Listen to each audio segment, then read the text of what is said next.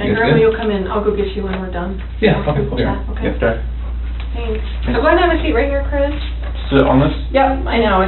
I'll explain what that is here in a little bit, but you don't have to worry. It's not on or anything right now. It's not gonna buzz you or anything. I've never done this before. I know. A lot of people haven't had polygraphs before. It's not like a normal thing that people go through. A lot of people, like obviously in law enforcement and places like that, they have to go through polygraphs for their job. But other than that, most people never take a polygraph in their entire life. So. Yeah, so I have no idea what to expect, honestly. Yeah. So how are you feeling today?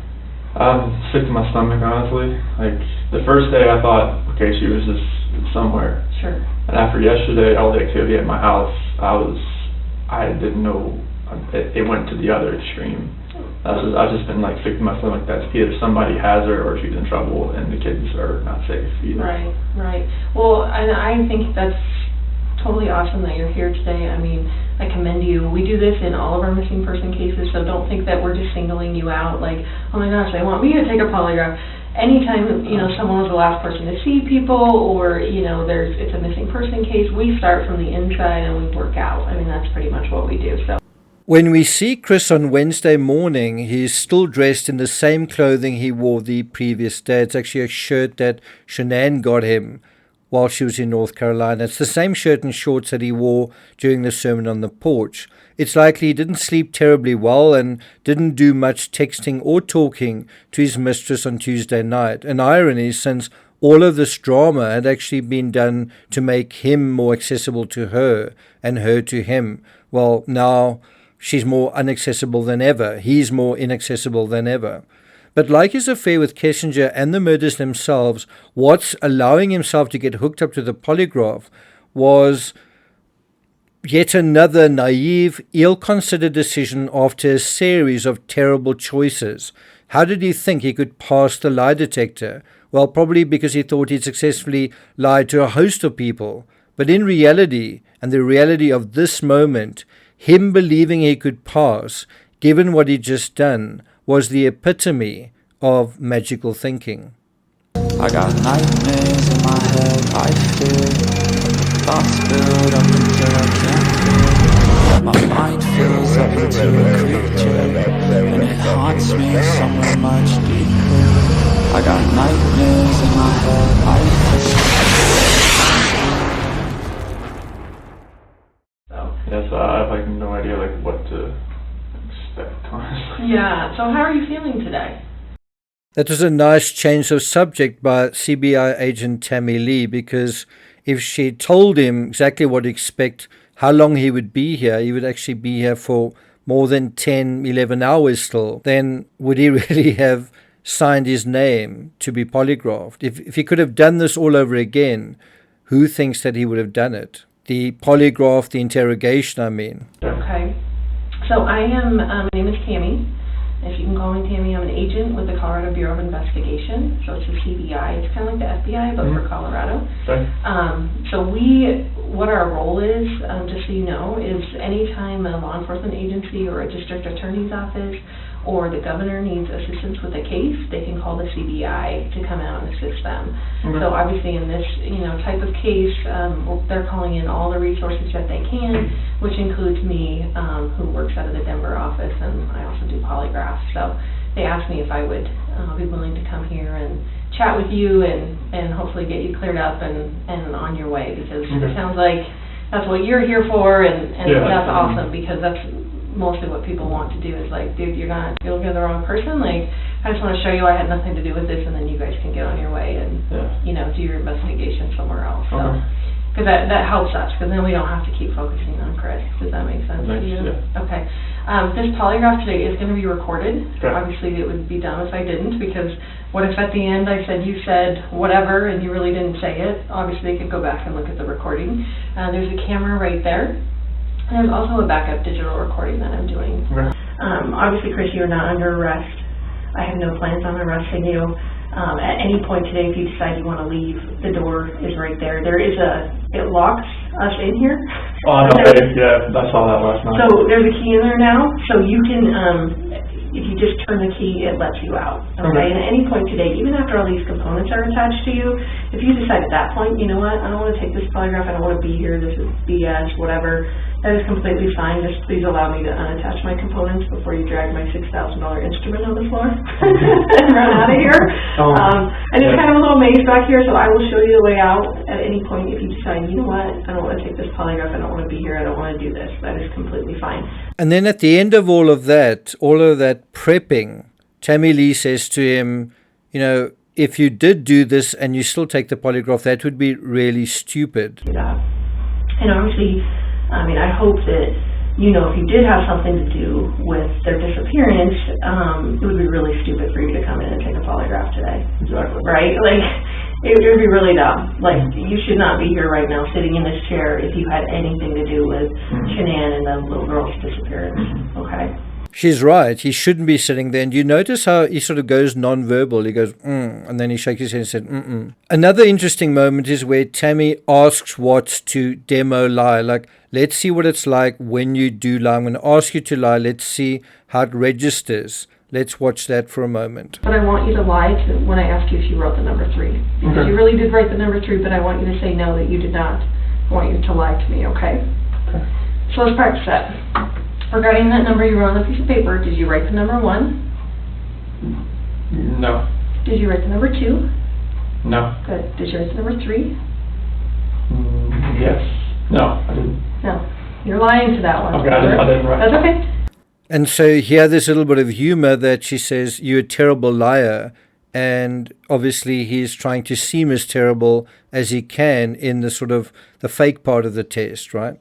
After almost 4 hours of casual chipper chatter, CBI agent Tammy Lee finally initiates the test. Watts entered the cubicle just before 11 a.m. It's now approaching 3 p.m. When the test starts, suddenly things turn deadly serious. They've been joking and casual, and Tammy's been very chipper, and now it's suddenly silent. It's so silent, besides the steady, merciless ticking of the clock, counting down to Watts' fate, it's silent enough to hear a pin drop. But before we get to that, if you haven't subscribed to the channel, please do. If you're finding this analysis worthwhile, please do hit the thanks button, and let's deal with that polygraph right now. Regarding Shanann's disappearance, do you intend to answer all of the questions truthfully? Yes. Are you lying about the last time you saw Shanann? No. Did you physically cause Shanann's disappearance? No. So how good a lie detector are you? Were you able to pick up the slight inflection in his answers there? And you'd only really be able to do that if I played you everything, because he was asked quite a few other questions as well. I've obviously edited this down to the pertinent questions, but he was asked quite a few other questions as well in between. But that brings us to the results of the polygraph and also confronting Watts. At 15:06, CBI agent Tammy Lee exits the room and allows Watts to stew in his own juices. It's a long, slow, agonizing hour that passes before two agents return to the cubicle. They are rested, they're refreshed, they've interacted with one another, they've consulted one another, and now they are armed to the teeth with the latest intelligence. Remember, unbeknownst to Watts, Kessinger's been talking at length to the FBI at the same time, just a few miles away. And then, so just after 4 p.m., in other words, 5 hours into his sojourn in the cubicle, the interrogation really gets started. But this time it's serious, and the agents aren't mincing words. It's also 2 against 1.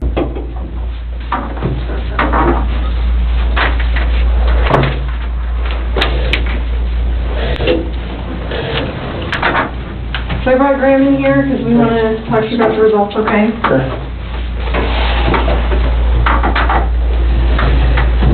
So, it is completely clear that you were not honest during the testing, and I think you already know that. You did not pass the polygraph test. Okay. Okay. So now we need to talk about what actually happened. And I feel like you're probably ready to do that. I didn't lie to you on that polygraph, I promise. Chris, I know. Stop. It's time. Just stop for a minute. Take a deep breath. So what you're seeing here is the agents taking control. They're not allowing him to proceed with his own narrative. They are going to demand that the narrative goes into a particular direction. And the way that they do this is really skillful, really intelligent, very strategic, but also very effective. I just need to get this off my chest. Like, I just need to tell you what happened. We're not here to play games. We're not here to do any of that with you. We just want to know what happened. So can you start from the beginning and tell us what happened? Everything that I have told you, I did not lie on this polygraph. I don't know how much I could tell you right now. Like, I did not. It's not even an option right now because you did not pass the polygraph. So I know you were being deceptive. So that's not even an issue right now. The issue right now is what happened to Shanann, Bella, and Celeste. When Tammy Lee says, we're not here to play games, well, of course they are. And it is a game. It's a cat and mouse game. And they're trying to catch the mouse here. Number 3, they were there. If I could have my babies back home right now, I would. I want them back. I want everybody back. That is the God's honest truth. Do you notice now just how much the tone has changed? How it's become a lot more serious? So let's keep talking about your family, okay? We just can't figure out why there's 2 Chris's, okay? We talked about that last night. Yes. We just can't figure it out. There's a Chris, okay? If somebody asked me my kid's child routine, I would say, I don't know, go after mom. This was a really exciting moment for me. Remember, the discovery was only released in November 2018. These clips of the interrogation only came out around about then, November 2018. I'd already published my first book on the Watts case in the Two-Face series in September of that year, more than 2 months earlier, more than 2 months before the discovery came out. By November, I'd published a third book, Two-Face, Two Pollyannas. But Coda's saying here, and I mean, we only saw it, heard it, although it happened in August, we only knew about it in November. Him saying here that Watts had 2 faces was real validation. You know, not 2 faces, he said there were 2 Chris's. But it felt like real validation, I felt, for my efforts to get a handle on Watts from a very indirect third-hand perspective. We just can't figure out why there's 2 Chris's. As an author, I'm sure you can imagine, you try to come up with the strongest, the most authentic, the most effective title. And so even in retrospect, even with the benefit of hindsight, 7 years later, I still think the Two-Face title nailed it. And you might say that's not rocket science. That's what someone having an affair while being married is. Yes, but Watts was a Two-Face more than most, in that his Mr. Nice Guy appearance was such a big part of his persona, which is also why his monstrous crimes are such an almost incomprehensible contrast to that Mr. Nice Guy aspect, like Dr. Jekyll and Mr. Hyde. And this is Coda talking about that aspect. And that brings us to number 4, the good cop routine. The good cop, bad cop routine? Not exactly. Between Tammy Lee and Agent Graham Coda, which one would you say is the good cop? Who's doing the good cop routine as far as Chris Watts is concerned? Remember, Coda repeatedly flatters and compliments and validates Watts as a man. It's a man validating a man. Is validating him as a father, even later on as an abused, traumatized husband. And it's in this area, I've covered it before, where there are 2 Chris's, that this is where Coda gets his breakthrough. I mean, by telling Watts that there are 2 Chris's and then describing the good Chris. Not in a bullshitting way. He is describing the good Chris, the things that Chris was really doing. And so the FBI agent basically victim bashes Shanann. What could be more victim blaming in this scenario than accusing the victim of being complicit in the other 2 murders? And what happens? Watts falls for it. It's not surprising because in the body cam audio of one of the calls, when the officer asks Watts if he thinks Shanann might be the one cheating, he mischievously, maliciously refuses to discount it. He sort of says something like, I mean, I'm not going to say that that's not possible. But this is really the strategy in how they soften him up. We just can't figure it out. There's a Chris, okay? If somebody asked me my kid's child routine, I would say, I don't know, go ask their mom. That's the truth, right? And so it is very surprising to me, and it warms my heart that you're the type of dad who can pack a bag in the morning, and you know just what to put in there, and you know just what to put in there as a backup in case they have an accident, okay? You know what the clothes to put in there, you know what they have for breakfast, you know what they have for a snack, and a dinner, and a nighttime snack. You can tell me the book you read to your daughters, okay? I know you love them, and you're not faking that, are you? It's real, okay? There's a lot of guys who come in here and try to tell me that, and I know they're lying, okay? Because they can't answer those questions that you can answer, okay? But you are here today lying about something else. So we need to talk about that, okay? So this is really how they get him to confess, is by telling him who he is accurately and showing him that they know a lot more about what is going on. And of course they do. And then the breakthrough. I cheated on her. I know. And they did know because it's now 4:05 in the afternoon. And what is Kessinger doing? She's telling the FBI exactly that he cheated on his wife with her.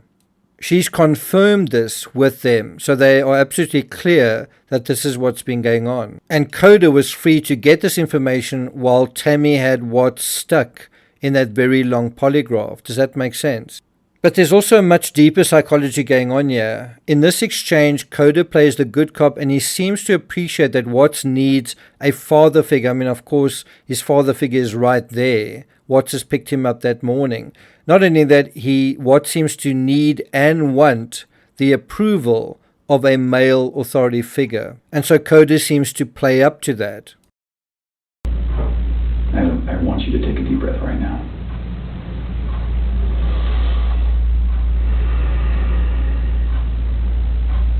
There's a reason you feel sick to your stomach. And when people hold stuff inside, it makes you physically ill. And I can just tell on your face, I could tell from the second you walked in that you were wanting to just come clean and just be done with this. And I appreciate that because you knew sitting down in that chair that you weren't going to pass today, and you knew I was going to find out because I told you that. And then you continued to stay knowing that you could, at the end, say, you know what, I just need to get this off my chest. Like, I just need to tell you what happened. We're not here to play games. We're not here to do any of that with you. We just want to know what happened. So can you start from the beginning and tell us what happened? Everything that I've told you, I did not lie on this polygraph. I don't know how much I could tell you right now. Like, I did not. It's not even an option right now because you did not pass the polygraph. So I know you were being deceptive. So that's not even an issue right now. The issue right now is what happened to Shanann, Bella, and Celeste. That's the issue right now. Okay. Okay. So let's talk about that. I know you want to tell us. I can see it in your face. Holding this lie in is going to do nothing for you. I know this. Like, okay. I'm not like trying to like cover things up. Like. Yeah, but you kind of are because it's normal. Normal people would do that. Normal people that make a mistake initially are going to go, I don't know what you're talking about. I didn't do anything. That's normal. I would expect that. It's just like if you ask your kid, you know, did you write on the wall? And they go, no. And you're like, you have a marker on your hand. Like, I know you just wrote on the wall. And they're like, oh, okay. That's a natural reaction that someone's going to initially lie about something like that and then eventually tell the truth. So this is your eventually telling the truth time. This is where the rubber meets the road, Chris. Like, don't let this continue any longer, please. I'm not trying to make anything continue.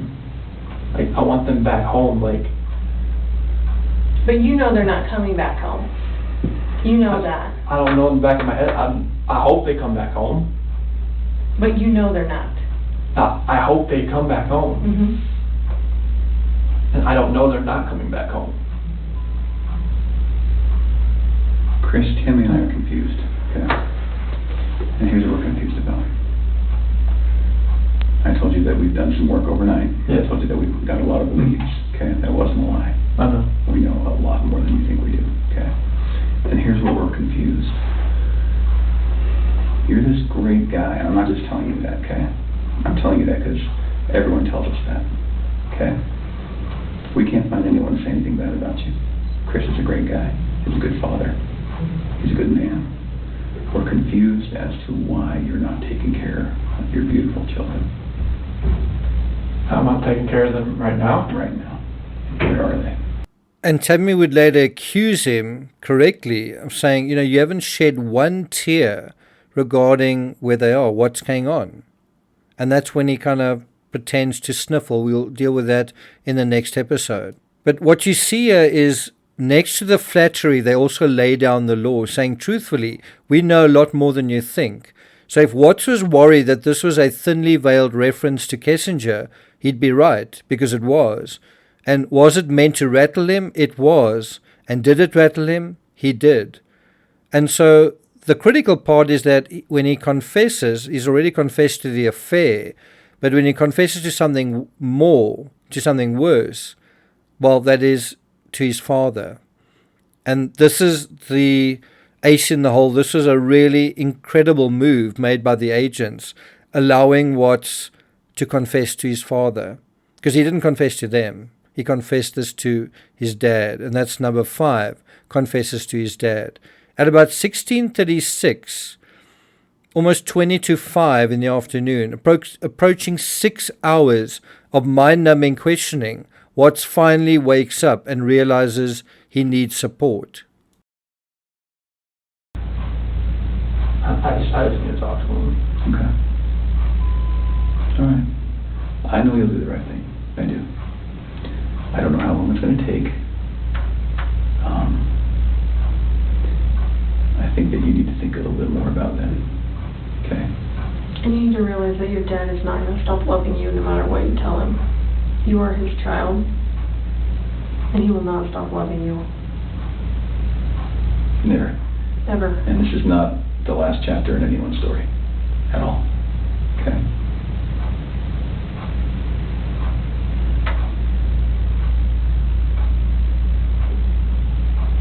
He's been here the whole time. You know, he didn't want to leave you. When Coda says this is not going to be the last chapter, well, it is.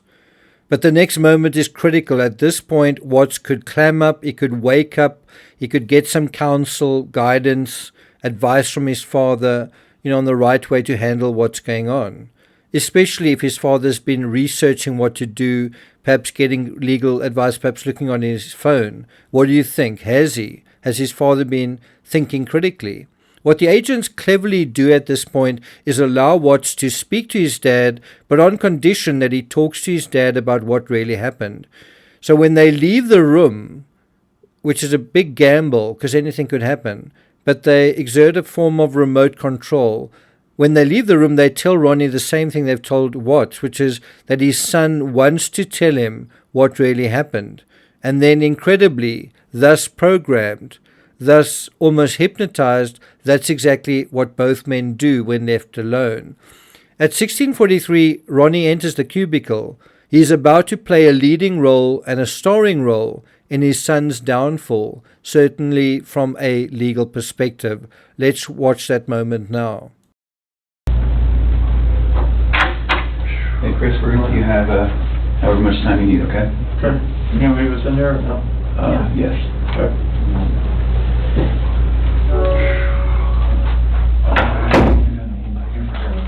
I know.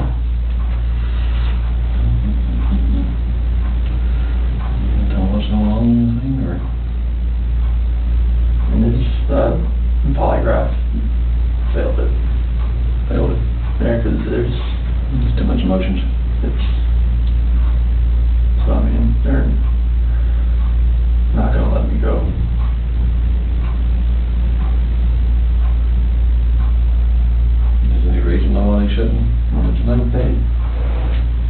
They know I had an affair. And they know. I can't complain about that.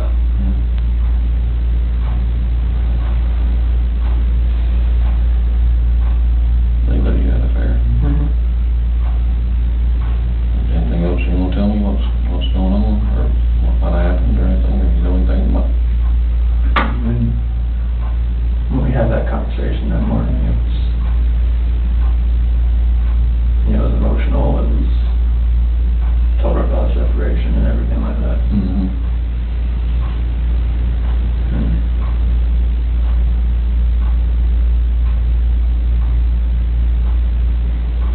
What happened after that? And they went downstairs and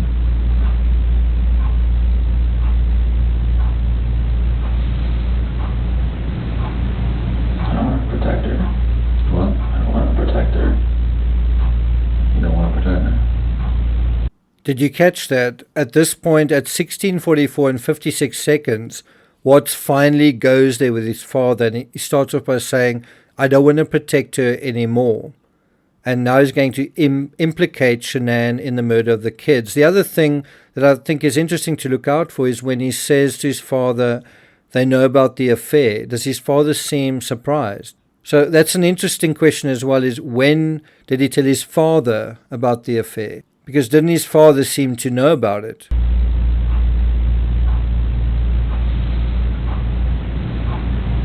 don't want to protect her. What? I don't want to protect her.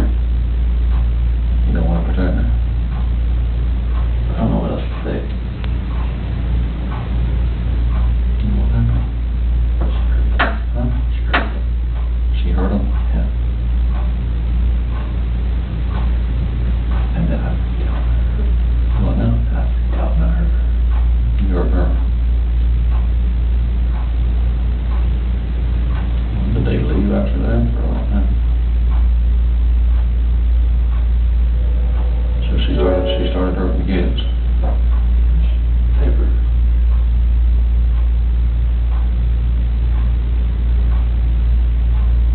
Probably because what happened?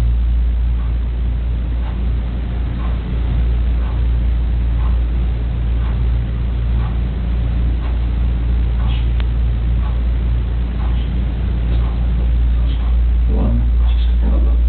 She smelled it. Or choking. No. I didn't hear anything.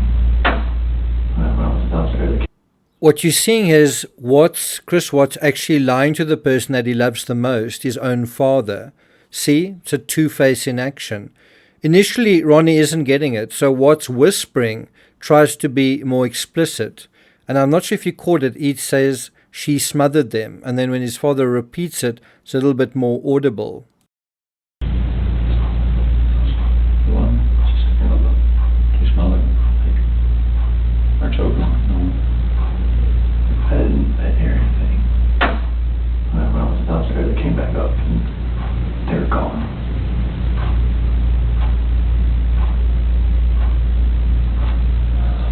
I don't know, like me talking to her about that.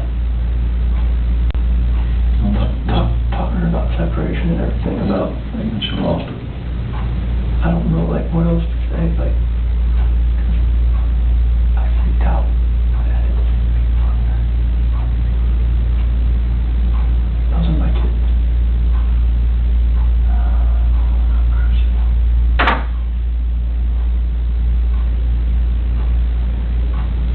So she, and it's not that one time, you were leaving the place and going to work.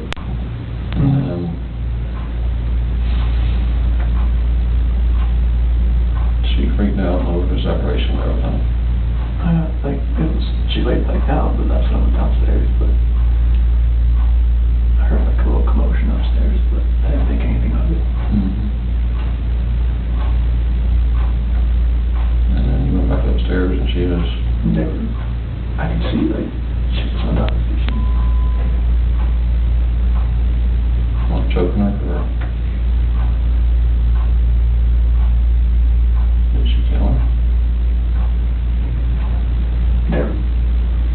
They were blue. Both of them? Yeah. She choked both of them to death. freaked out at the same thing.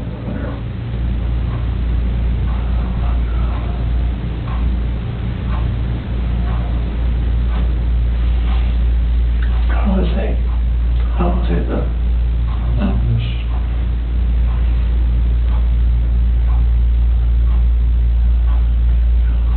I couldn't like call cops about it. so when you do all the bodies off or something? I mean, I didn't know what else to do. I freaked freaked out. I didn't know nothing else to do. I didn't know what to do. So she killed Lucy C. and choked on death.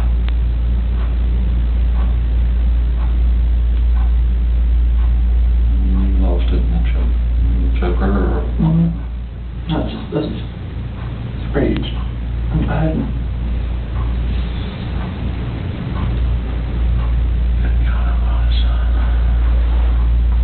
So let's backtrack for a moment.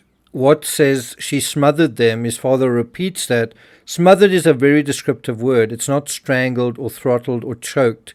To smother, you need something else, like a pillow or a blanket. Watts is literally accusing Shanann of doing to the girls exactly what he did to them. After telling his dad they were gone, he also talks about going up and down stairs. Obviously, these weren't the stairs in the house, although I think he did go up and down the stairs, in terms of that, the execution of that crime. But he's also referring in a way to the stairs to the oil tanks. For Ronnie, it finally sinks in what's going on, and he glances right up at the camera and places a hand against his mouth. So she found it that one time. You were leaving the place and go to work. And she freaked out over the separation and everything. She laid down, but that's not downstairs. But I heard a little commotion upstairs, but I didn't think anything of it. And then you went back upstairs and she was... I can see, she was not out. choking her or... Did she kill her? They're blue. Both of them? Yeah. She choked both of them to death. I freaked out at the same thing. So his story is that he told Shanann he wants to separate. Shanann didn't really like that, then went to the girls' rooms and killed them out of revenge for that. And then he killed her at home. This was the moment, and even though whispered, they still had it recorded and on the record. Watts' father, defeated, deflated, puts his head on his hand. Watts' dad then conveniently summarizes his understanding of what his son has just told him, which Watts then signs off on with an affirmative, uh-huh. And Watts also basically says, why? He says, rage. Rage.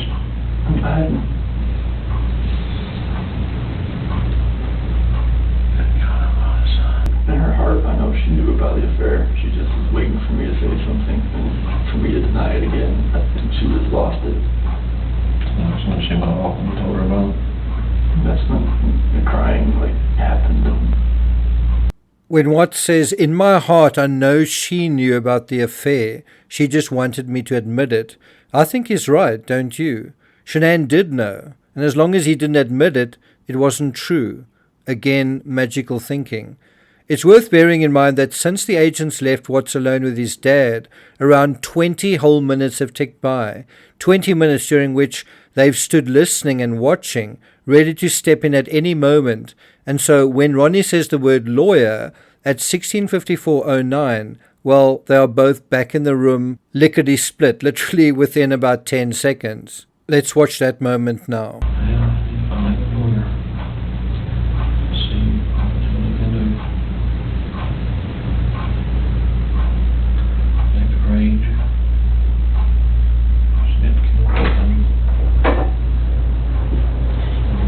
What's that?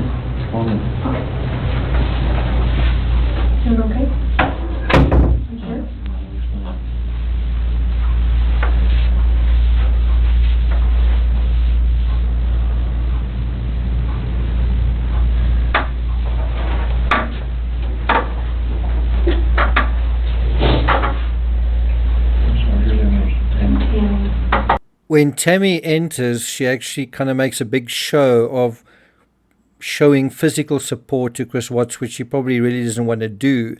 But I think that is actually for Ronnie's benefit. So Ronnie sees her as a non-threatening female influence in terms of this whole situation. But why do you think both agents are suddenly back in the room? Well, because after confessing to one thing, essentially semi-confessing, they need him to confess to something else. Where are the bodies? And at 1751, Watts deals with that aspect. And we'll deal with that in the next episode. Thank you for listening, and I'll see you guys next time.